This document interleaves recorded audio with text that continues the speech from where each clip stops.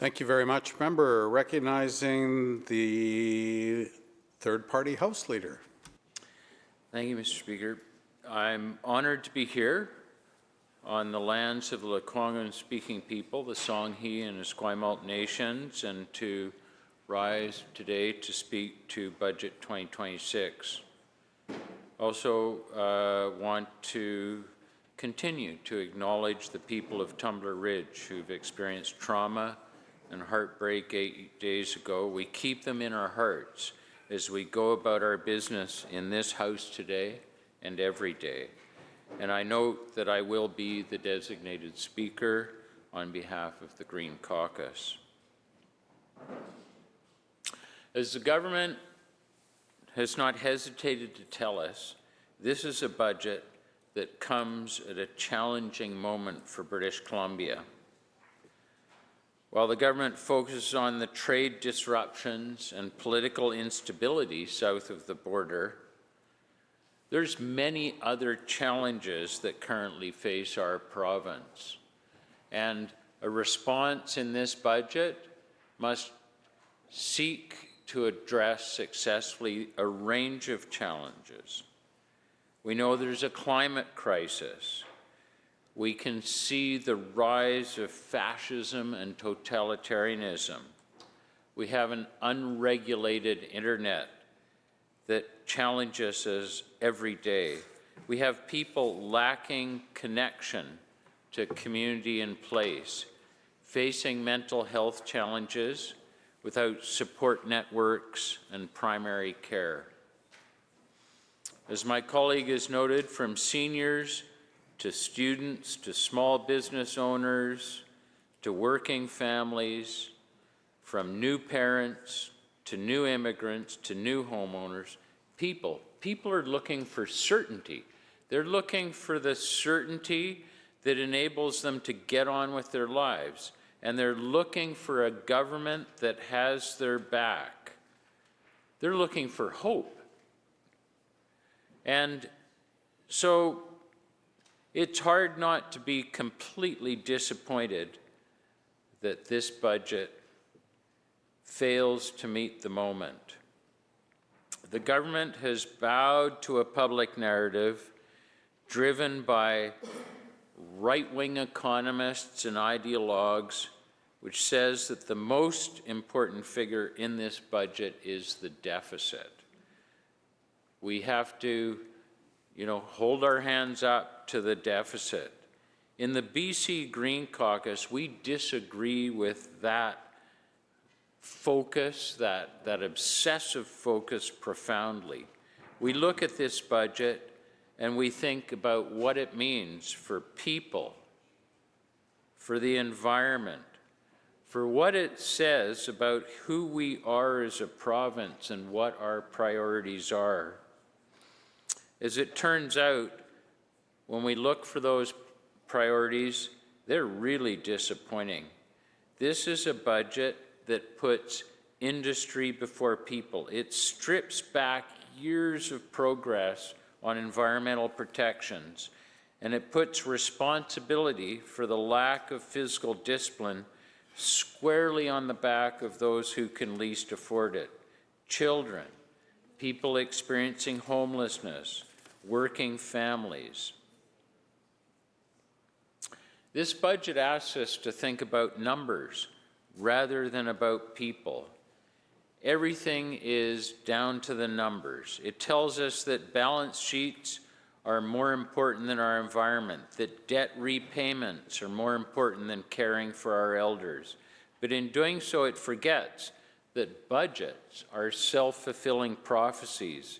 In the midst of an economic downturn, in the midst of the many challenges we face, what is needed is investment. Investment in people, in infrastructure, in hope. There were no major cuts to services, but Budget 2026 is a slow retreat of public services. There's no supports for people who are struggling with affordability pressures on anywhere near the scale that is needed. No supports for low-income families lining up at the food bank. No support for people who are unhoused. This is a budget that completely fails those in our society who are struggling. Mr. Speaker, in this province, kids are not okay. They're in overcrowded classrooms. The educational assistants and counselors that this government promised in 2024, that election, they've not arrived. Children are facing a range of problems that simply didn't exist when most of us in this House were in schools, from social media algorithms radicalizing and feeding them disinformation, to the ongoing impacts of COVID-19, to summers dominated by wildfires. Our children and young people need support. They need hope more than ever. What they get instead is forgotten. This budget continues the trend of a decrease in education funding in real terms. You know, many of us look at the numbers, oh, these are big numbers, but the fact is, when you compare this over time, there is an ongoing decrease in education funding in real terms, and there continues to be huge overcrowding. There continues to be a lack of critical assistance in the classroom. So, while the government promises no cuts to frontline services, it quietly chips away at school budgets instead. Education spending continues to fall as both a percentage of operating spending and as a percentage of BC's gross domestic product. In 2026-27, this coming fiscal, the provincial government will spend 4.3% of GDP on education, on the most important component in building the type of future workforce, skilled workforce, healthy, well-supported families that's needed for us to prosper as a province. 4.3% is a shockingly low number. The famously small government Liberals spent 4.9% of GDP in their 2016 budget. We can't even keep up with the small government Liberals, and that was a record low, down from 5.6% in 2009. So what we're seeing is, over the years, the funding as part of our gross domestic product for education is dropping as a percentage. The education resources in this province are simply withering away year by year by year. This decision, this intentional reduction in the resources available in the schools shows up every day in classrooms that are too small, with too few teachers and educational assistants, with staff who work second jobs, with resources that don't meet the needs of students. We should have a budget where education is front and center and is growing significantly, because that is the key to our future. And you know, the way this is headed, this decision will show up every day for the next 50 years. Today's children are tomorrow's adults. If we are serious about being the economic backbone of Canada, a concept I'll come back to later, then having a well-educated, secure, and resilient population now and in the future will make a major contribution. And while we're talking about children, the decision to pause enrollment of new providers into their current operating funding model and $10 day childcare That begs belief. Childcare is not only incredibly important for children who need to feel safe, secure, and supportive in this turbulent environment and world we live in. Without that internet safety that should be there, is a huge problem. With that type of, if we had that type of chamber, if we followed through on the commitments that have been made, it would be an anchor for families, for connection to community, and a driver of both economic growth and gender equality. Investing in our young people is the best investment that we can make as a province. We know this. We know investing in people in the first years of their lives has benefits that last for decades. And yet, in the interests of short-term debt management, the people who pay are the youngest British Columbians and those who look after them. Let's talk about the biggest section of the budget, health. Health is once again the elephant in the budget, taking 41% of government's operating spending and almost 9% of GDP. We see it in all our ridings, rural and urban. There is a huge gap between the level of health services that British Columbians expect and what they experience when they need access to primary care, to emergency care. We're spending more on health care now than we were at the peak of the COVID-19 pandemic. And yet it seems that whatever we spend, it's never enough. And part of that reason is because the province insists on providing health care in the most expensive ways possible. If we addressed poverty head on, we would find reduced need for access to health care. If we invested in the social determinants of health, if we expanded significantly access to community health centers, that would be the way to reduce the demands on the high-cost forms of emergency and after-the-fact treatment. Late treatment is the norm. Let's look at one example. Options for Sexual Health is closing 11 clinics across British Columbia next month because the government has decided that cutting access to primary and preventative care will save them money. This is despite clear evidence that reducing access to these services impacts population health, that the need, it doesn't disappear and is instead moved to other clinics, which are also busy and less expert in sexual and reproductive health. And despite decades of evidence that ensuring access to sexual health services improves educational and health outcomes, especially for girls and women. So we see this pattern time and again. In an effort to save money, the government thinks short-term, and ultimately it costs us more.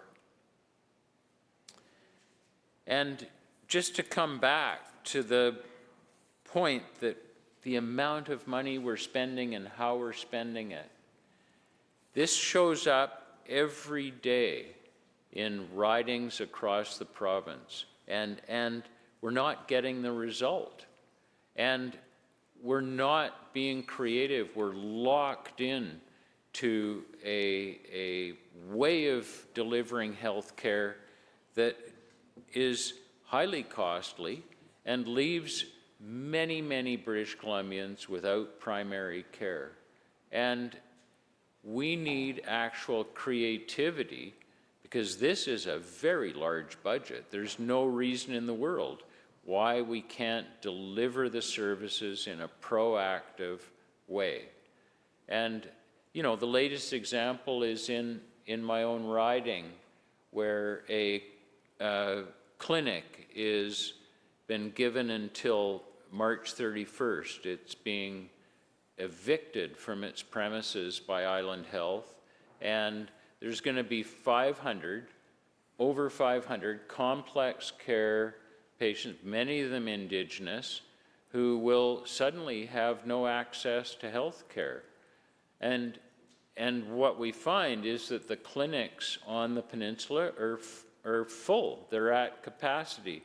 And so where is the leadership to provide a solution? And I know from a year ago, I met with the Minister of Health with that clinic, and this problem has been on the radar for a year. It's not a question of money, it's a question of actual leadership and creativity. We work closely with the government on health care under CARGA, working together and collaborating on a review of primary and preventative care. That review is focused on ensuring equitable access to medical services for remote, rural, and underserved populations, including First Nations people. So the review is clear. The community health centers are impactful in improving access to primary and preventative care and can play a role in reducing demand on emergency rooms by providing a team-based entry point into the health sector. We're proud of that work, and we're glad that the government is looking at moving forward in collaboration with the BC Association of Community Health Centres. But we need to find the funds and deliver the resources to actually breathe life into those recommendations. And we hope, we can't see it, but we hope that buried in the budget is the funding that was agreed to support community health centers, that funding is out the door soon, and that this model, which is well understood, well respected, and well supported, and now with a roadmap built into a report, will be expanded significantly across the province, especially in rural and remote areas. We can't talk about the need to improve health care without talking about mental health, a sector where the prognosis is even more challenging than in health.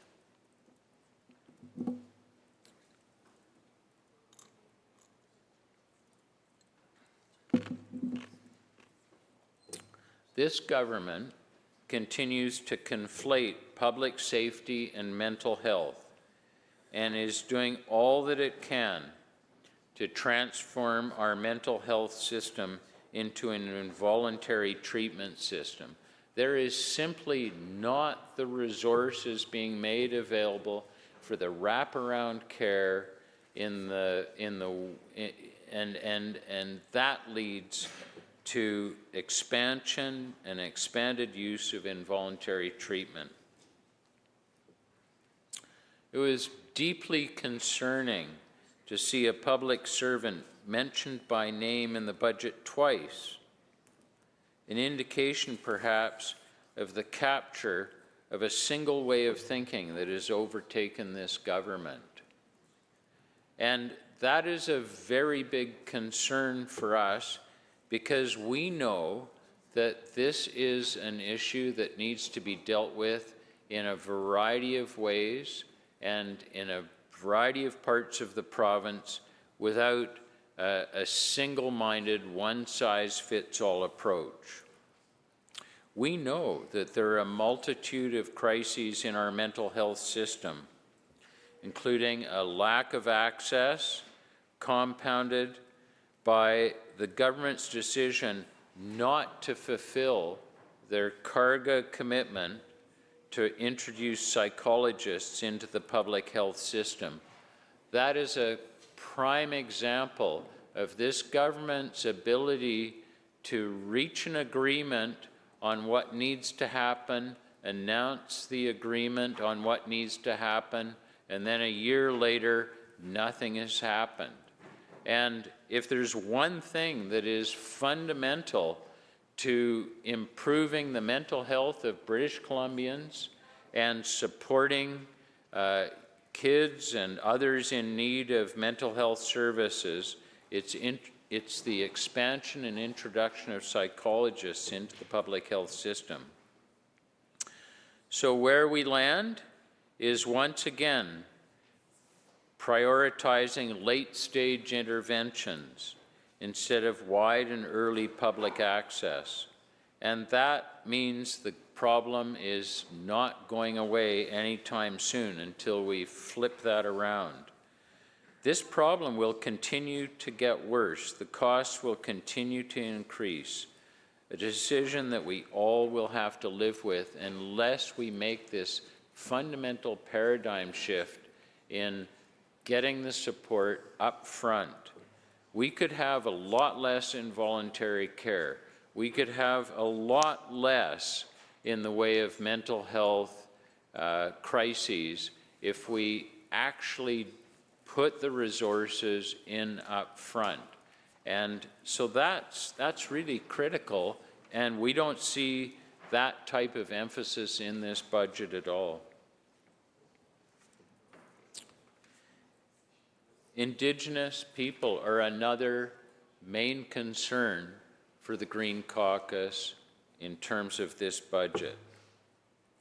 It is deeply concerning that the way in which this budget addresses the fundamental importance of reaching reconciliation with Indigenous nations and people across this province on a range of complex issues. That is fundamental to creating the certainty for economic progress, for all of the things that relate to reconciliation. Reconciliation isn't simply about economics and economic development. It is reconciliation across the board, respecting Indigenous perspectives and interests. And so what have we seen? We've seen a government that has already signaled its intention to gut the Declaration of the Rights of Indigenous Peoples Act. We have the opposition saying repeal it. We have the government side saying make amendments to eliminate the ability of nations where the process of reconciliation set out in DRIPA is unsuccessful. We'll have a framework so we can actually work on reconciliation together, sets it all out, and if it doesn't work out or it doesn't go in a reasonable time frame, there's no dispute resolution. We'll just amend away the ability to bring the courts into the process as a last resort. So either way, where we end up is we end up with the courts as being the first resort. We've been down that road for 50, 100 years. And I can tell you that the goal of this exercise is to build consensus. And you don't build consensus and negotiated resolutions like with the agreement on Haida Gwaii, like with treaty agreements, where you say, we'll just ship it off to the courts. And where is it in the budget that we learn that that is fundamentally the objective of this government, is to shift everything to the courts? We look at the ministry's budget. The deep cuts to the Ministry of Indigenous Relations and Reconciliation and the big increases to legal budgets in the Attorney General's Department. There's nothing that can signal so strongly that we have moved on from the days of alignment on the need to have First Nations peoples involved in decision-making than cuts to the Declaration Act Secretariat, to government relations, and to intergovernmental relations. If you don't have the resources, if you don't have the staff, how are you going to meet this moment when across the province, government and First Nations need to sit across the table and resolve issues, reconcile issues that are standing in the way of economic progress, cultural progress, in building community together.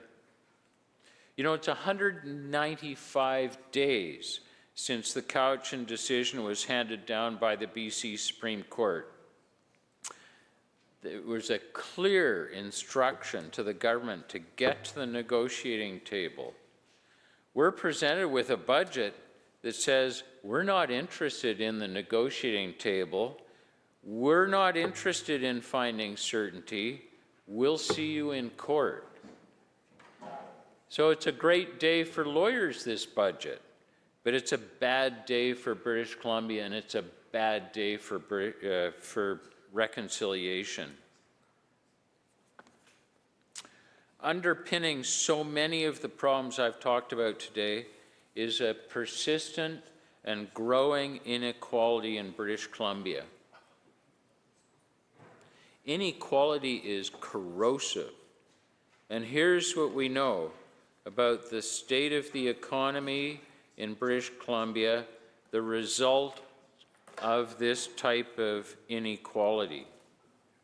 We know that 41% of people, 4 out of 10 people, are less than $200 away from being unable to pay their bills each month.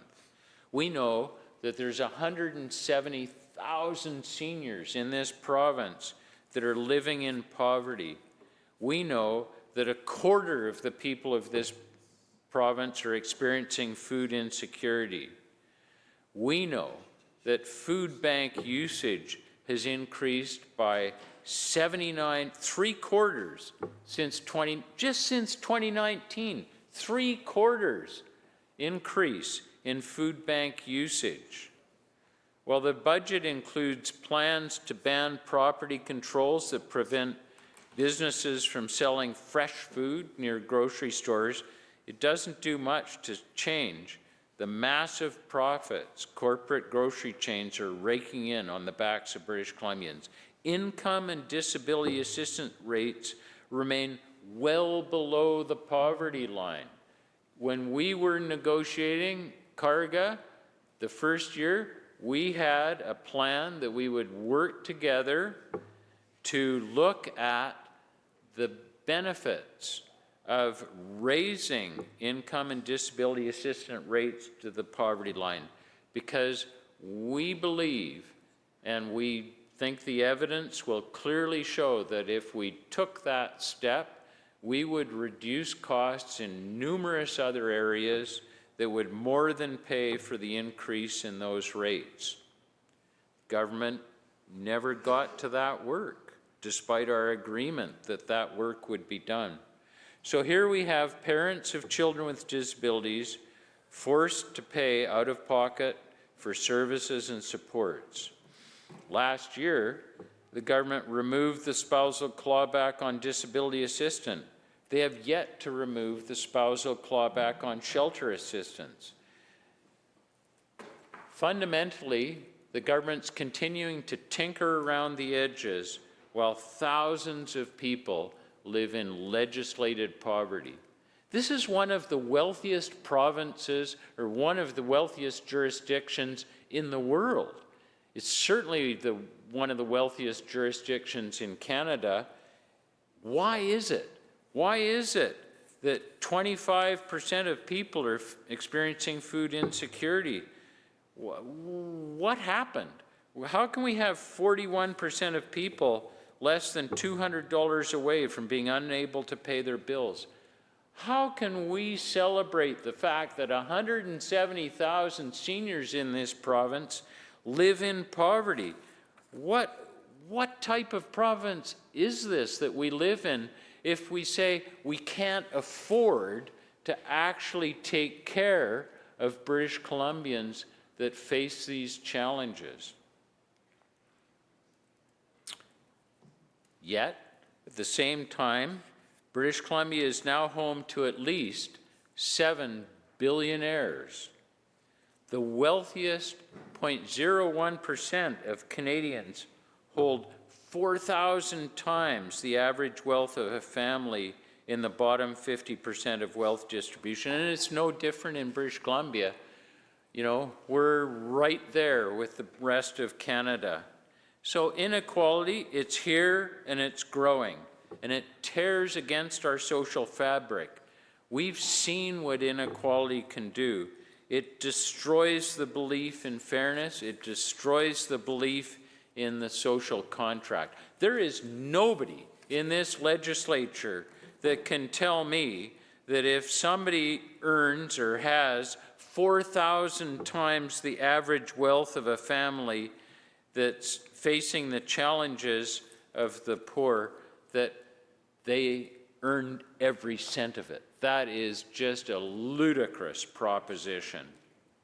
So when this income inequality takes hold, it worsens economic performance, it slows economic growth, and it lowers something we should all be able to enjoy as British Columbians: happiness. High levels of inequality lead to worse health outcomes across all socioeconomic groups. They make growth less stable and durable and reduces aggregate demand.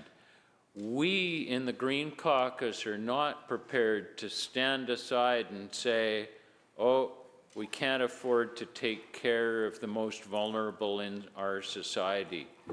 We in the Green Caucus are not prepared to stand aside and say that the 1% and the billionaires shouldn't be paying their fair share. That's why the BC Greens have been pushing for tax reform. What is it that we look at in this province? What is it about this province? What possible calculation is there that says it's something we want to cheer for? British Columbia and Alberta have the lowest taxes on people earning more than $150,000 a year. Why are we proud of that? I am not proud of that. Why shouldn't British Columbians making more than $150,000 a year pay the type of taxes that other provinces, other than Alberta, pay? There is simply no justification for that. When you live in the province, you're part of a community, you need to pay your fair share. And you know, I'm not alone. Even Moody's credit rating agency, that paragon of left-wing economics and investment analysis, has indicated the tax take for British Columbia is low and could be raised. Why aren't we looking at that? Why are we afraid to look at everybody paying their fair share? We would argue, though, that tax reform needs to go further than income. It needs to include wealth, because it's not the doctors, the engineers, and the developers earning $200,000 a year, the lawyers, that are driving this inequality. It's those who are building huge stores of wealth, who are refusing to invest in improving our productivity, those who are crowding out small businesses. I'd be very surprised if MLAs from rural communities wouldn't join me in supporting the need for tax fairness. That's why we proposed a wealth tax package to the government, one that would address both inequality and the deficit, one that the government refused to engage with, refused to even look at it. And yet we have coming up a $13 billion deficit, and we're not prepared to look at the tax policy side of the equation. That is just irresponsible. That is a complete abdication of looking at ways to properly fund the services that people need. Not not what's happening right now, not the level that, maybe we can hold on to the core services. No, we should have classrooms that are properly funded with assistance that's properly funded. We should have health care that is team-based, where the psychologists are built into the system, where nobody has a lack of access, whether it's emergency care, primary care, long-term care that's needed. We have one of the wealthiest jurisdictions in the world and in Canada. Why can't we deliver that? What is it about our community where we're prepared to abandon that goal? Can't talk about wealth in British Columbia with talk about housing and the property market. And it's not a pretty picture for housing in this budget. The government has decided to end the immensely successful Community Housing Fund, which supported the building of affordable rental homes. This is a key example of government acting against their own best interest, because we know that when the poorest British Columbians are properly housed, that is the foundation for the ability to successfully obtain work, to support their kids, to deal with all of the things that we know need to happen for a prosperous, safe, secure family outlook. And so building housing to meet the needs of people who have been priced out of an exorbitant rental market is not only the right thing to do, it's the economically responsible thing to do. Because when you have housing, you are able to plan. You can actually see a brighter future. And we know that people who don't have access to secure, affordable housing, they don't disappear. These are the people we see on our streets and in our parks. These are the people visiting emergency rooms to access care. They're people sleeping in cars, on couches, in tents. In my riding, sleeping on derelict boats, causing huge environmental issues because there's nowhere else to go. These are not young people, these are children, they're seniors, it doesn't discriminate. Poverty doesn't discriminate. Lack of housing doesn't discriminate. If this government was truly serious about addressing street disorder, we would see money pouring into deeply affordable housing. A housing first strategy gives people certainty, calm, the ability to make long-term decisions in their own best interests. And so what's the plan? Well, the ministry's target for affordable housing unit consists of affordable rental units, social housing, and co-ops. What's the plan? We're going to decline the building of affordable housing units over the upcoming years. The prediction for this year is 4,500 units, dropping to 4,000 next year, and only 2,500 affordable housing units are targeted to be completed in 28-29. We have a population in this province of 5.7 million people, and all we can muster as a government to take care of the most vulnerable, those that are in need of affordable housing, to bring them off the street, to keep them off the street, to not have them couch serving, sleeping in parks, in tents, to all of the things that we've seen over the last 10 years. 2,500 affordable units. That's pathetic. That's no commitment to solving the housing challenges that those most in need face. That's a total abdication. That's a lack of ambition. You know, there's lots of willing partners in the construction sector ready to do everything they can to make life better for British Columbians. It's heartbreaking that we're even having to have this discussion.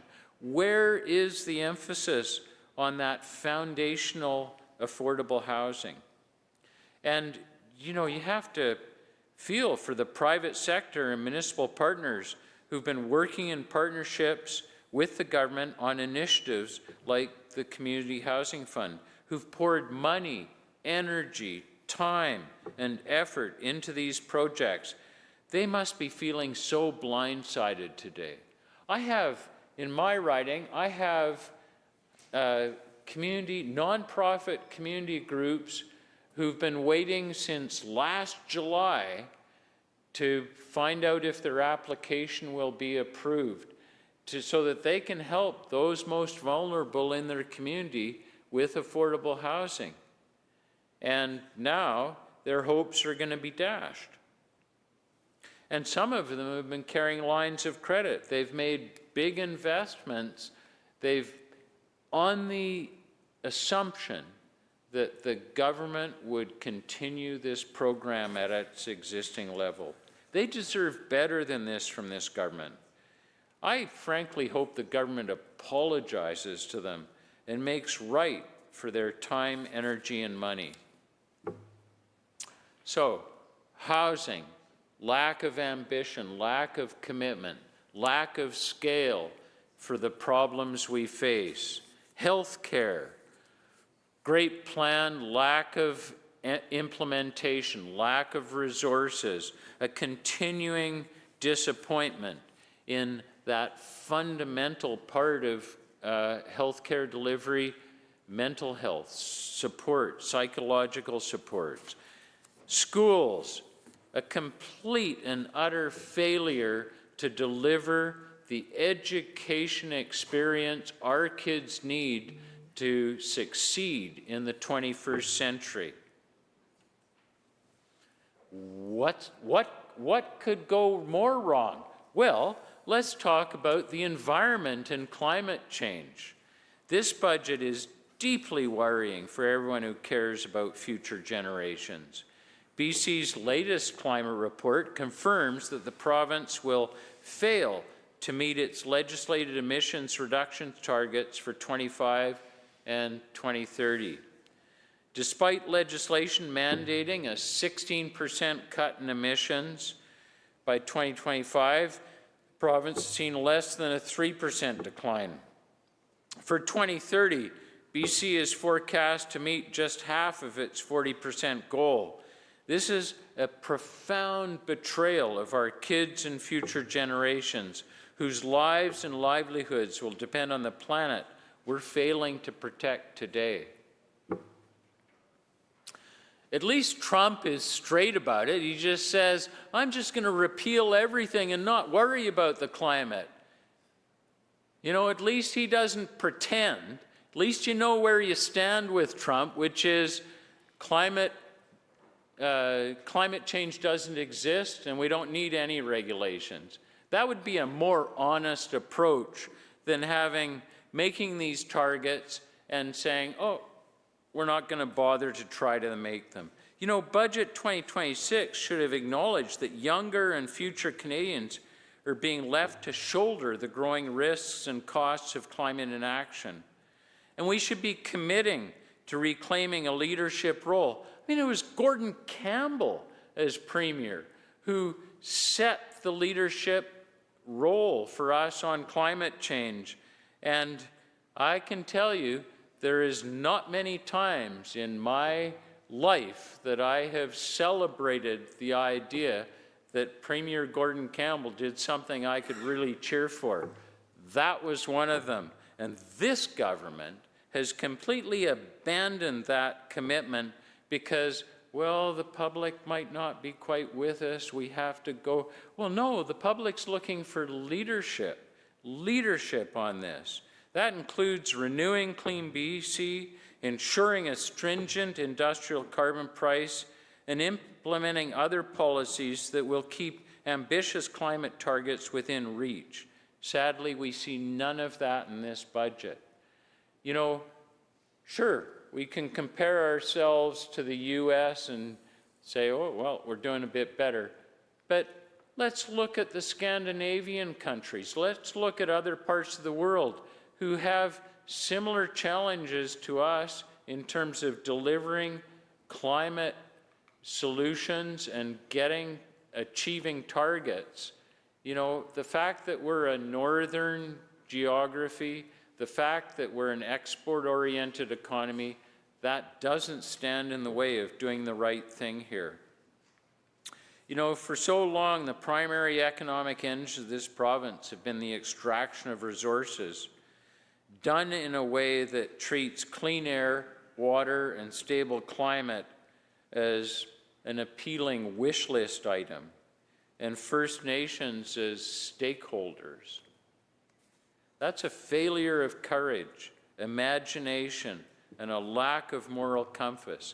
It's a failure to understand that our current economic system is killing us and the planet, and a failure to put in place the guardrails that ensure that the economy works for people, not the other way around.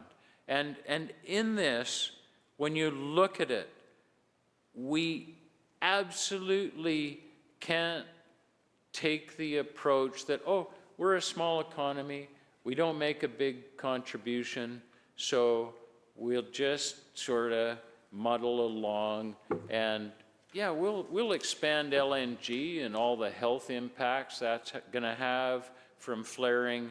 We'll ignore, because we don't have a big part of the problem. Well, that type of thinking is what leads to the biggest inability to deal with climate change.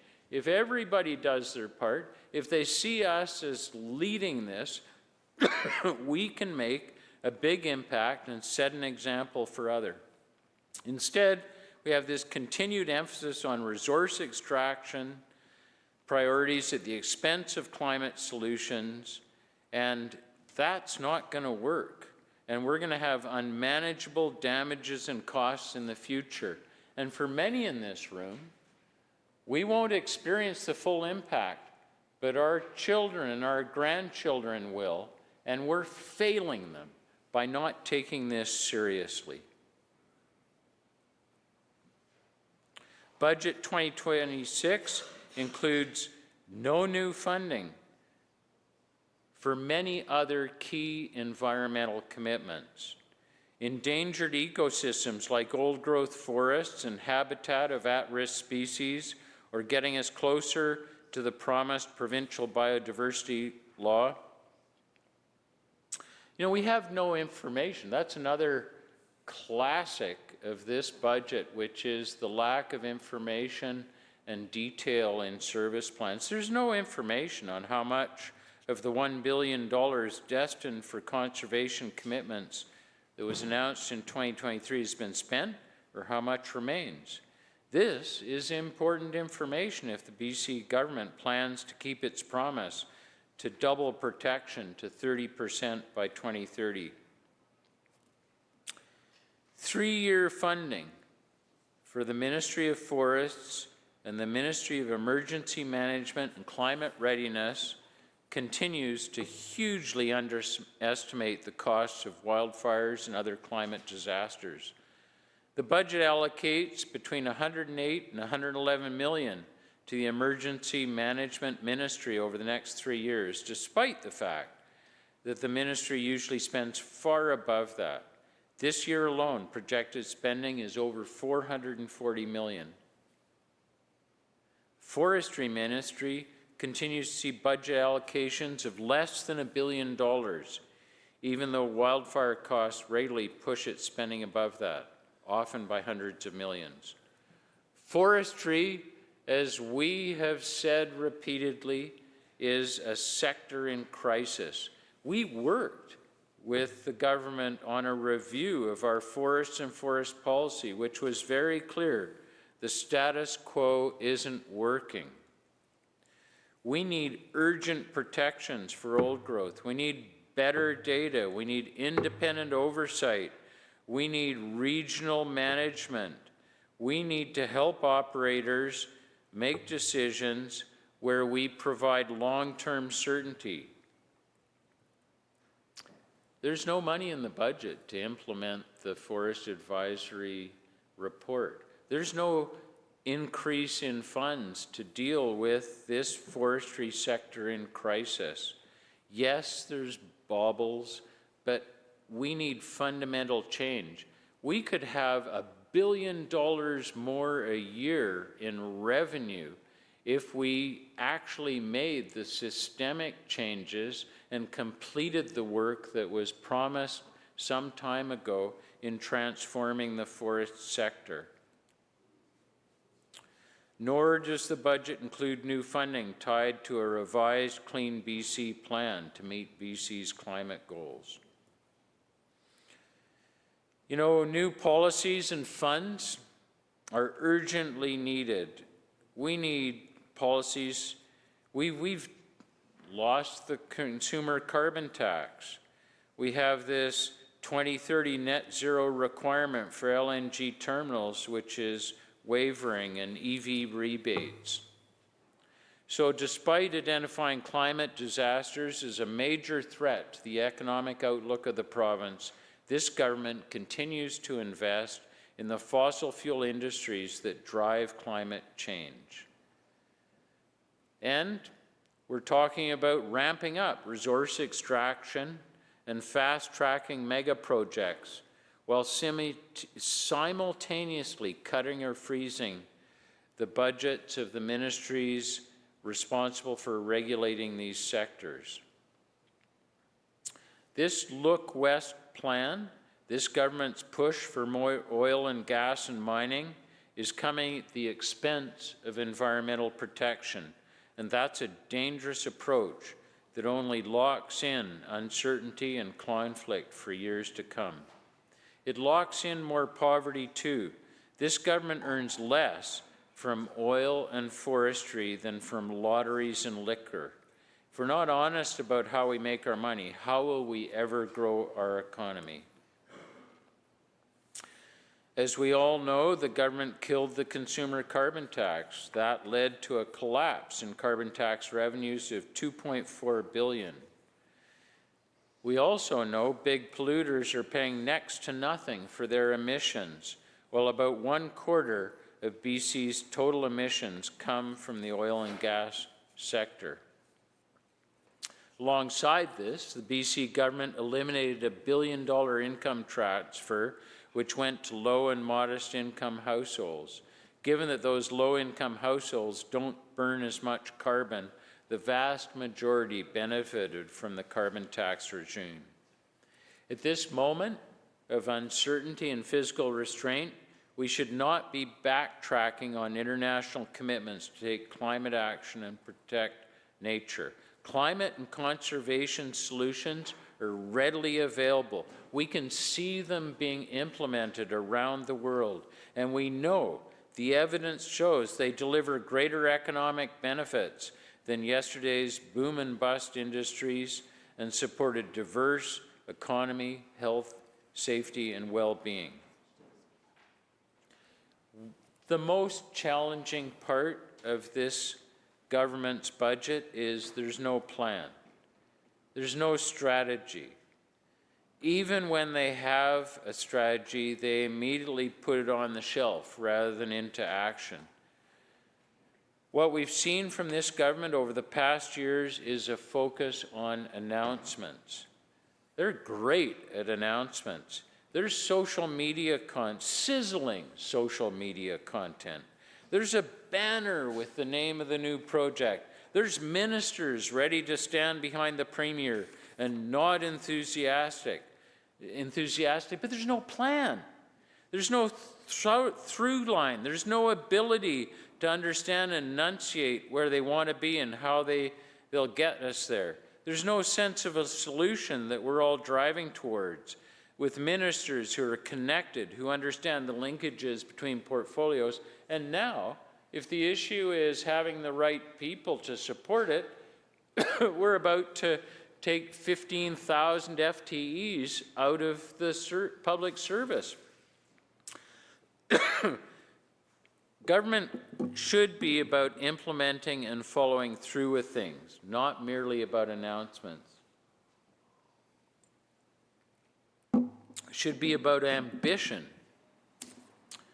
The government should have big ideas. We shouldn't be focusing on what do we need to cut to keep the deficit under 15 billion. We should be focusing on how do we build an economy and a fair tax system that eliminates deficits altogether. There's no plan here. There's no plan on how, I mean, John Maynard Keynes, counter-cyclical spending, second lowest debt to GDP ratio in Canada. There is nothing fundamentally wrong with running deficits in order to invest in a future that enables you to balance budgets. But this is a government who can't figure that out. And so we're headed towards very high debt, and we have no plan.